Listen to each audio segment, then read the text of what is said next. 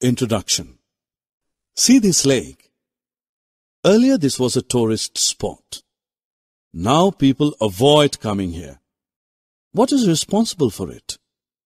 Yes, it is the foul-smelling polluted water of the lake. Objectives.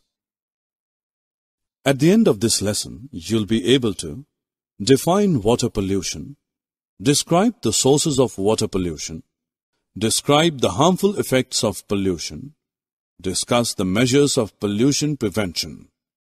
Water is an essential part of human, animal, and plant life. Living things cannot live without water.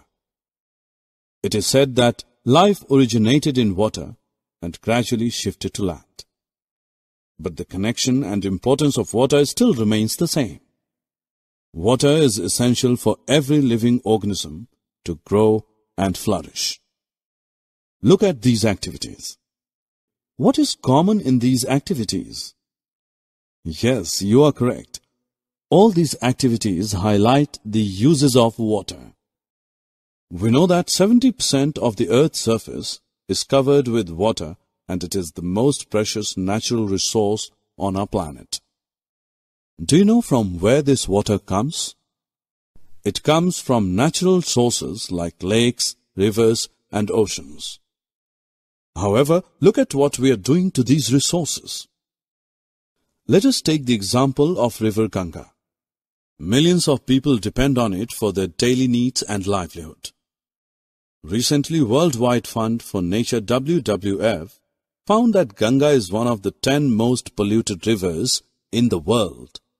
The polluted water of the resources may contain bacteria, viruses, fungi, and parasites which cause diseases like cholera, typhoid, and jaundice. Let us look at the sources of water pollution. Pollution enters a water body as acid rain, eroded soil, runoff containing fertilizers and pesticides, as chemicals released from industries, and other waste from cities and towns. The chemicals released from industries like arsenic, lead, and fluorides lead to toxicity in plants and animals. Often the factories and power plants use normal water to cool their machinery and then release hot water. It heats up the water body and aquatic animals die in it. Have you seen ponds which look green from a distance? This is due to algae grown in it.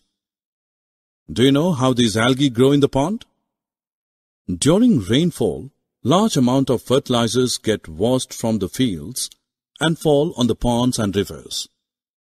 These washed off fertilizers act as nutrients for algae to flourish. When these algae die, they serve as food for the decomposers like bacteria. Bacteria use up most of the oxygen in the water, and as a result, the fish and other aquatic animals die due to lack of oxygen. Also, people bathe, wash clothes, and defecate in the rivers and ponds. They also throw garbage, flowers, and non-biodegradable polythene bags into the river. Many rivers have become dead due to a high level of pollution, and aquatic life cannot survive in them. The waste materials that pollute the water are called water pollutants. What are you doing? You should not drink water from here. But why? It is clean water. Water that looks clean may still have disease-carrying microorganisms and dissolved impurities which can cause illness. Really? Yes, you should drink purified water to stay safe. Water which is suitable for drinking is called potable water. Water can be made safe for drinking. Can you tell why we boil water before drinking? Because boiling kills the harmful microorganisms present in the water. Another method of purifying water is chlorination. It is a chemical method. It is done by adding chlorine tablets to the water. Students, you need to help to control water pollution. These are some simple ways. Do not dispose of polluted water directly into rivers and lakes before its treatment. Reuse water that is used for washing vegetables for watering the plants in the garden. Reduce, reuse, and recycle should be our mantra to control water pollution. Government also took measures to prevent the water pollution of rivers of the country. For example, Ganga Action Plan was launched in 1985. It aimed to reduce the pollution levels in the river. Summary. Let us summarize what we have learned.